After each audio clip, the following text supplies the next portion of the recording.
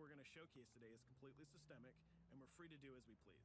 We start off in the wards, the low-income district of our interpretation of Chicago. When creating the world of Watch Dogs, we wanted to stay true to the city and give a unique flavor to each and every neighborhood, not only in terms of the architecture, but also in terms of the people that you'll encounter and what is happening in their day-to-day lives. In the wards, you'll see working-class citizens, rusty cars, gang members, abandoned houses, and low-grade pawn shops. It's really not the kind of place that you're going to want to be alone after dark.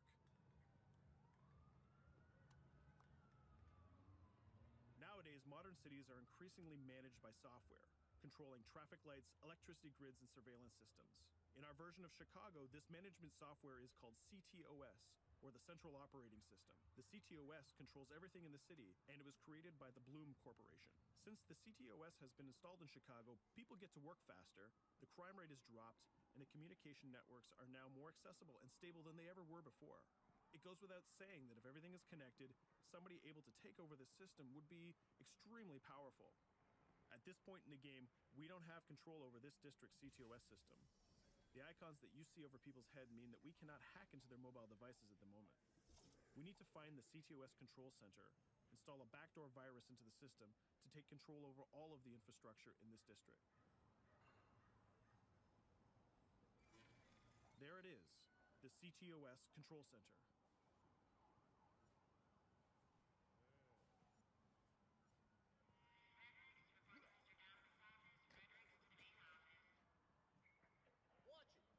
Someplace you got no it's heavily guarded. Let's see if we can find the server access codes from a distance.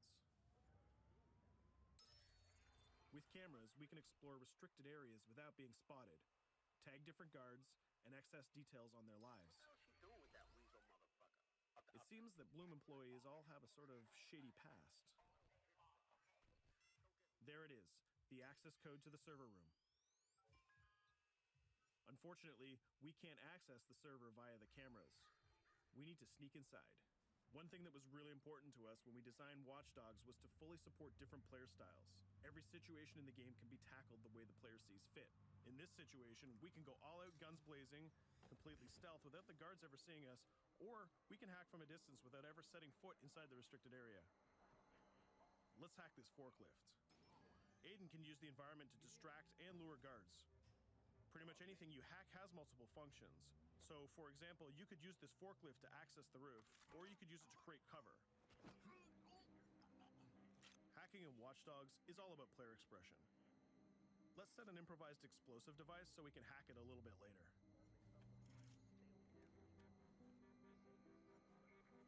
You'll also notice Aiden's low-profile stance. This indicates when the guards are unaware of our presence. We'll try to reach the upper level of the building to see if we can gain a vantage point over our opponents. Everything in the environment can be hacked, so we're going to make some dynamic cover. That's how you spend a day off. Some quality meat. We'll use this forklift to lure the guard towards our IED that we set earlier. Let's see how this plan unfolds. You're working them on.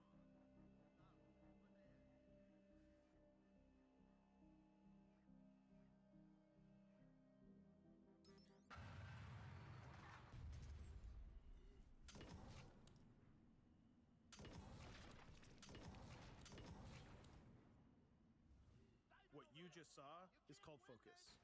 It represents Aiden's analysis capabilities and his quick reflexes. This gives the player more time to combine core game mechanics together, such as shooting, hacking, and driving, in order to handle more complicated situations.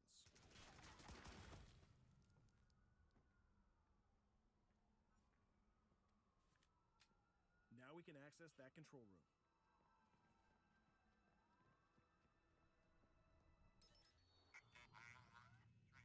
Drop 2, 5.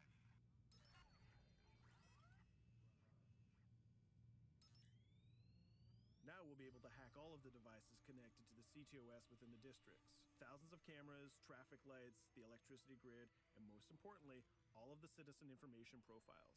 We can also benefit from the Chicago Police Department Crime Prediction System, which uses facial and pattern recognition to spot potential criminals or potential victims. Since this is a pretty rough neighborhood, I'm pretty sure we're going to stumble on some suspected criminal activity pretty soon. And there it is. The system just pushed an alert of a potential crime. We can see the system trying to triangulate the location on our minimap. Take note, this isn't a mission. This can happen anywhere at any time. We've just spotted a potential victim. It's always up to the player if he wants to investigate or not, to take action or not. So let's see how this turns out.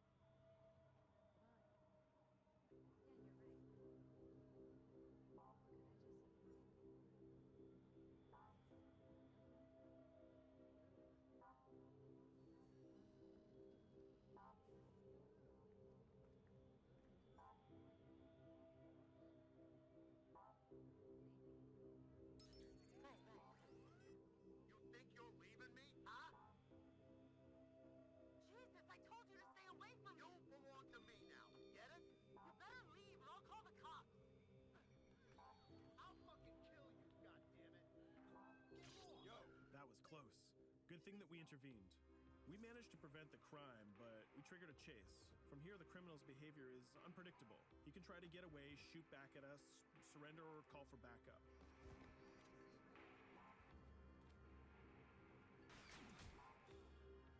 It seems like he decided to get away by car.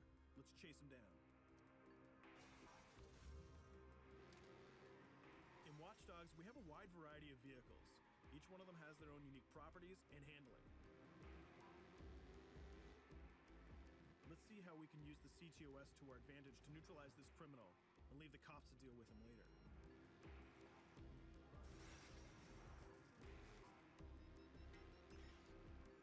The chase stops right here. Using the blockers usually reserved for the cops during interventions, we managed to stop this criminal without killing him.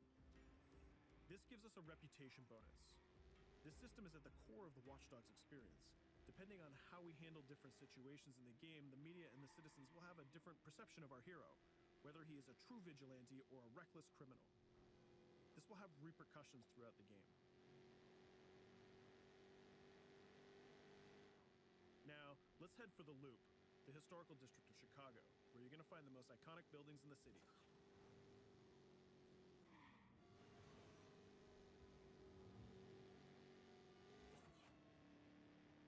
We're going to go to a gun shop to see what arsenal is available for players.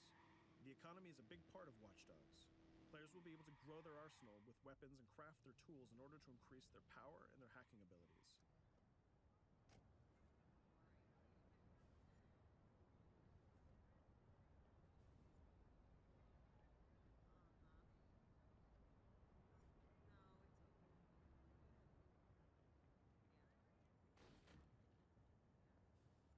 You will find all of the weapons that you would expect in a traditional shooter. Pistols, assault rifles, guns, sniper rifles, and grenade launchers, just to name a few. A lot of bullets were fired in our last encounter with the CTOS guards. Let's stock up on some more ammo. Finding everything.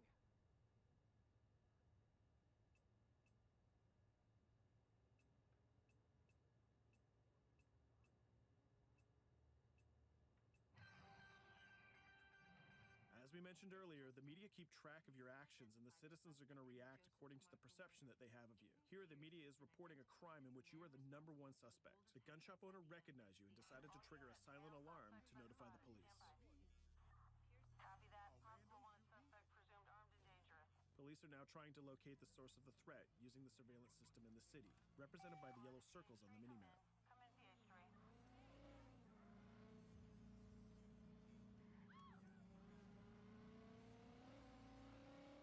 Aiden is able to stall their efforts by hacking into their communication systems while avoiding the scanning areas.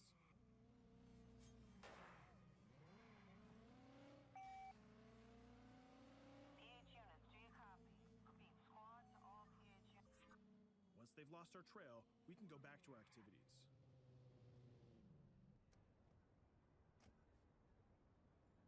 One thing that Bloom did to win over the population of Chicago with the CTOS project was to install free Wi-Fi hotspots throughout the city.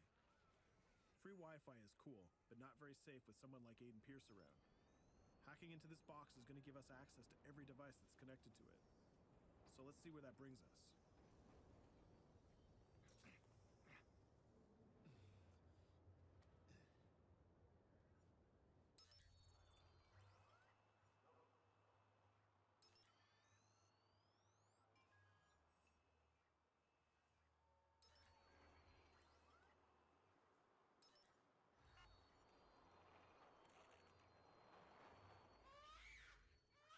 We just hacked into the webcam of a laptop. It seems that we're in the apartment of a mother, and we can hear her baby crying in the background. Her bank information is in her mobile phone sitting right there on the table in front of us. It's totally up to the player whether we decide to steal it or not. Of course, this won't affect our reputation because nobody can witness this action. Just like in real life, nothing is totally black or white, but rather many shades of gray. This is exactly the situation where we want the player to question his own morality. Let's go withdraw that money. If you think that you're alone, think again. Aiden is not the only hacker in town. Someone's trying to install a backdoor virus on Aiden's phone in order to steal a portion of the information that he's gathered through the game so far. First, we're gonna have to reach the area where the signal is coming from.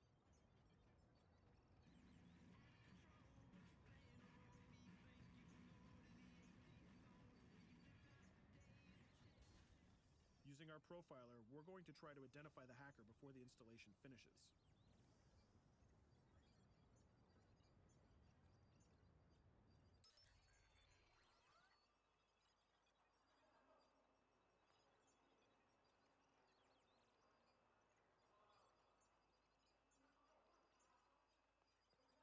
There he is.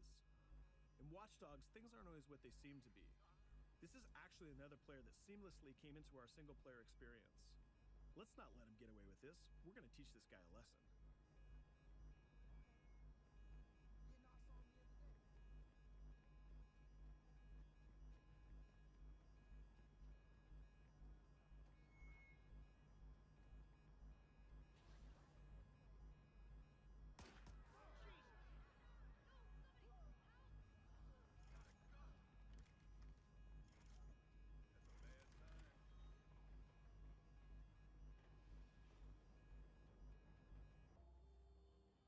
We stopped the hack, but the hacker managed to get away.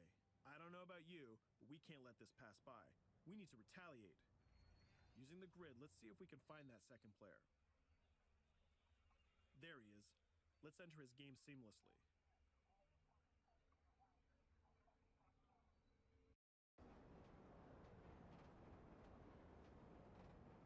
The second player is not yet aware of our presence. If we act carefully, he might think that we're one of the many NPCs in the city.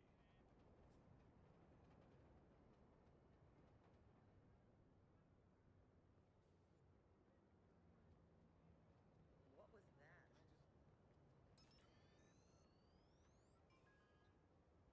So let's find a place to hide and start hacking.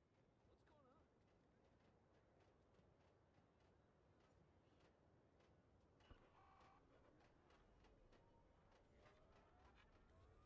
The second player has just been alerted that a breach has occurred on his phone. He's trying to find us using his profiler.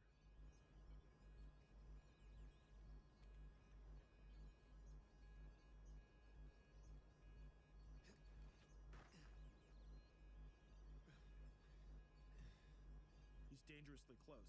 Let's hide in the car. We're spotted. Let's get out of there.